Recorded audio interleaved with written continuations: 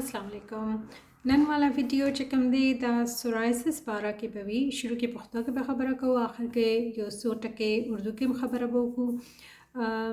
دا ویډیو چې کوم دی مهوشه غوښتي وو چې سورایسس باره کې خبره وکړي. نو سورایسس یو سرمن بیماری ده، د دې ډېر قسمونه وي.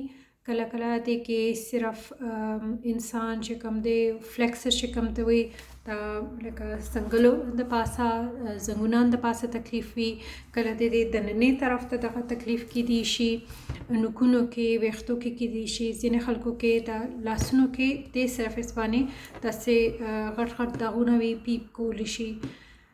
ځینې خلکو کې خاندانی وي، زیاتر خلکو کې خاندانی نه وي. دا هم د قوت دفاع بیماری ده. دا تکلیف ډیر عام دی، دا یو نه بل ته نه لګي. دې بیماری کې چې کوم دی کله کله پوره که سرمن کې ډیر زیات تکلیف وي، نو سرمن خپل کار پوره نه کوي صحیح طریقې سره، خلاص هم نه راځي، سرمن ډیر زیات خراب وي. که توکې ډیر زیات بد وي، داسې خطرناک بیماری نه ده لکه یو بل نه، لکه دې کې یېرې والا څه خبره داسې نه ده.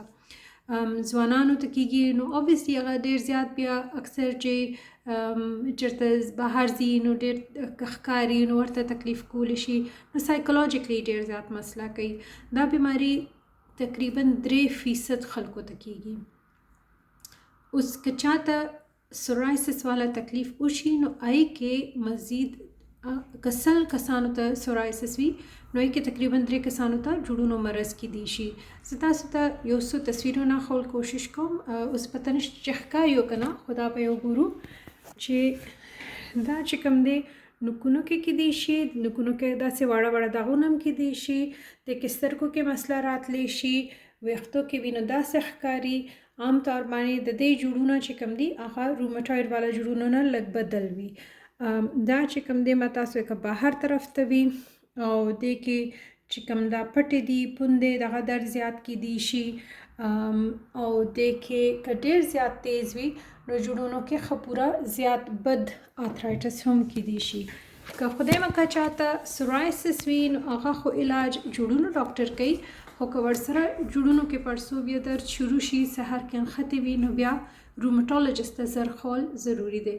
د دې داروګان ډېر شی دي نن سبا، علاج ښه دی.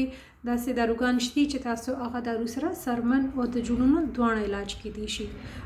مین شی دا ده چې علاج په وخت باندې شروع شي، علاج جاری وي، نو انشاءالله ښه ژوند تېرېږي. علاج بیا ستاسو ضرورت په مطابق کم یا تیز شروع کوي، بیا رو وخت سره هغه بیا ایڈجسټ کیدی شي. نو تاسو که چاته وي نو بالکل تپوس کولی شئ. السلام علیکم.